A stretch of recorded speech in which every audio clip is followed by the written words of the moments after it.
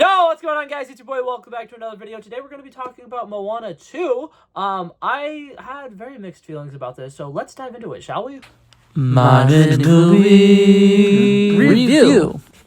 Alright, so I'm going to start off with kind of spoiler-free thoughts because there is something that happens towards the end of the movie that I do want to talk about, but I can't really talk about that without there being a giant spoiler warning. So to start off with, I'm going to talk about some of the good things that I did really like about this movie. I think that one of the weird things about this movie is, on its own, it's objectively a good movie. Like, everything about this movie works. The comedy in it is fantastic. I think that the animation style is as beautiful as ever, which is something I was actually really concerned about. For people who do not know, this movie was originally going to be a 6-episode series on Disney+, and then they decided to rework it into a movie after discovering that Moana 1 was as popular as it was, and the Disney+ TV shows weren't doing as well. So, this becoming a movie, I was very nervous about the animation style. I was expecting it to be kind of similar to how some of the old Disney sequels would have worse animation than the originals, but we did not have that problem here. I think that for the most part, the animation is just as good, and there's some sequences where it's arguably even better. The stuff with the whale shark and like the stingrays and stuff like that, whenever she sees the ancestors, everything looks fantastic,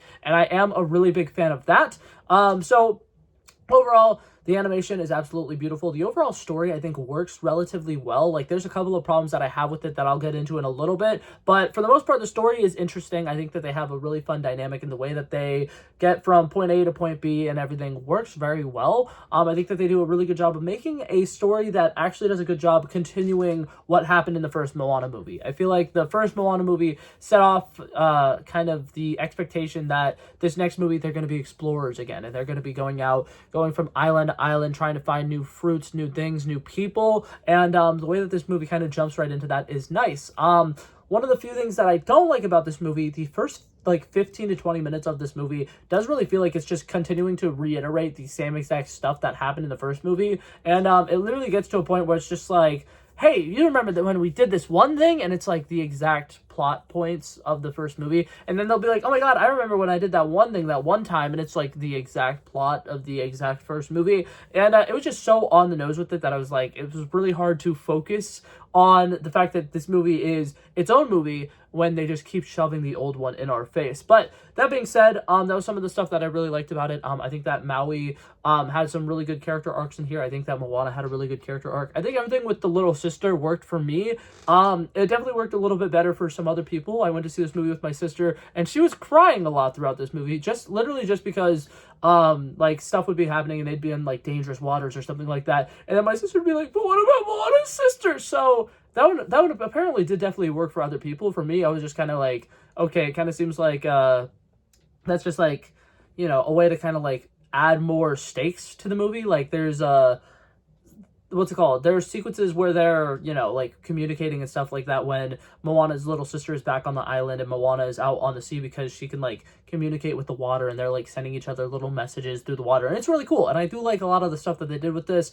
It doesn't necessarily feel like she needed to be in this movie, but for the most part, she doesn't take away anything either. So I liked that. It's not like Despicable Me 4 where they threw a baby in the movie for absolutely no reason. I think that her little sister actually served a good point, because there's a couple of moments where Moana needs to explain specific lore and things about the ancestors, and now she has someone to explain it to, as opposed to us just like getting the exposition just randomly out of nowhere. Like, they actually do a good job of like having storytelling, which is a very important part of Hawaiian culture. So I think that that is actually beautiful. I love the fact that they did that. And there's just so much stuff about this movie that you can tell that the love and the attention to detail is there. So even though a lot of people are like hating on this movie and saying that it's not as good, and talking about how like it's kind of like how the movie Wish that came out last year for Disney wasn't very good, there's love behind this project. You can see that people who worked on this had a lot of passion for it. They had a lot of stories that they wanted to tell, and there's a lot of things that they wanted to do that is inherently good. So I do, for the most part, think that this movie is a solid movie. But now I'm going to issue the spoiler warning, and I'm kind of going to get into parts of the reason why I think that this movie didn't work for me. Alrighty, so to get into some of the stuff that I did really dislike about this movie, similarly to the movie Wish that came out last year, has a lot of elements that feel very familiar, like from different Disney movies. One of the big ones is towards the end of the movie, there is a sequence where it kind of seems like Moana is dying, and it's a very emotional sequence. Maui goes underwater because she had to go underwater to do something, and then Maui follows her down there or whatever, and she's like not breathing or whatever. Maui does some interesting thing to kind of create a giant air pocket around them, but it seems like it was too late and she drowned. ground. And they have this like really dramatic moment of like, oh my god, she just died. Oh my god, she passed away. What is happening? And then Maui starts crying. And at first, it definitely 100% plays out exactly like the scene in Tangled where Rapunzel dies and then Flynn Rider cries or whatever, and then they end up being safe and everything is a-okay. And the beginning of that scene started off exactly cliche like that, and I was like, okay, well, this is not great. But they do something very interesting here that I think barely saves this one for me. Maui starts actually singing like a song of the ancestors, and then we start seeing all of the ancestors kind of gather around, and they all sing this beautiful song together that's in another language, and together they kind of like bring Moana back.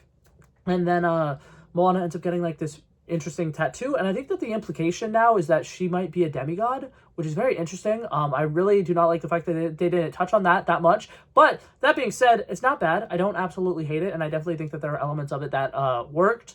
But now to get to the big part of why this movie low-key did not work very well for me.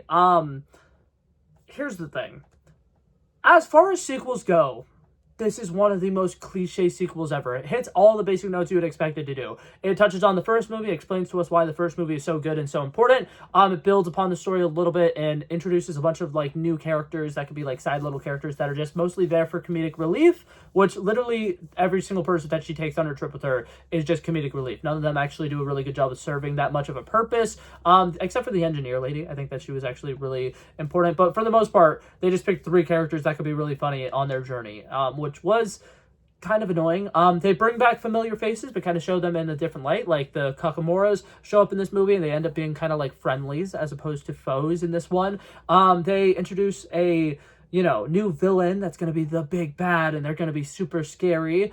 And it does all of the specific tropes you would expect a sequel to do, especially like even down to like the fact that Moana has a little sister now. Like that is a very second movie trope. But that being said, it feels incredibly cliche in that way. And then while I was watching this and I was thinking about how this movie felt very cliche, there's one other thing that I could not help but think about.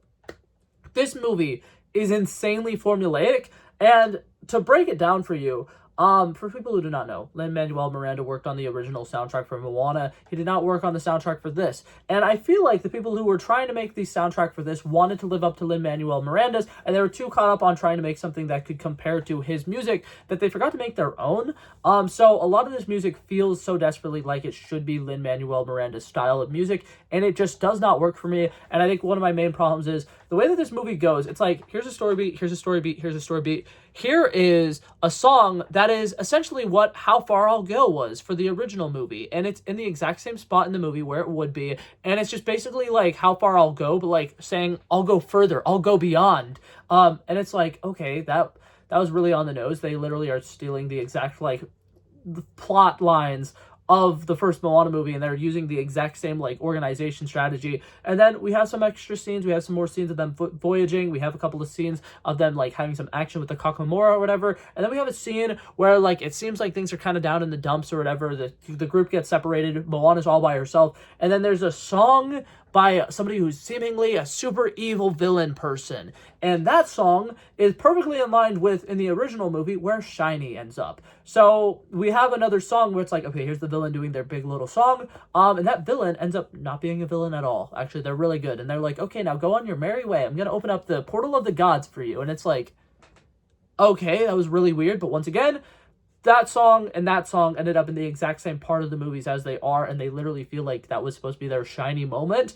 And then later on in the movie, right before the big climactic final sequence or whatever, Moana really desperately needs a pep talk, and you know who's going to give her a pep talk? Maui. And how is he going to do it? It's going to be exactly like, "You're welcome." And it's like, okay. And it's like, almost in the exact same spot where "You're Welcome" was in the original movie. And it's like, everything about this movie just felt so derived from the first movie. And I didn't feel like they were making a sequel of Moana, but they instead decided to make Moana again. So instead of it being Moana 2, it's Moana 2, like the T-O-O. That was a bad one. I'm sorry. I'm so sorry. But yeah, but that's part of the main reason why I could not get fully on board with this movie, because on its own, is it a good movie? Yes. If you've seen the first one, you've seen this movie, basically. Except for the third act. I think that the third act does a good job of saving it and bringing it back. But that being said, it's still pretty obviously formulaic, and it absolutely drove me insane. But that being said, I still like this movie. I'm gonna give it a solid 73 out of 100. And yeah, that was it for this video, guys. Thank you guys so much for coming by and checking it out. I love and appreciate you guys so much for watching. And if you liked it, feel free to like and subscribe, and I'll hopefully see you guys in the next one. Peace out. Bow, bow, bow.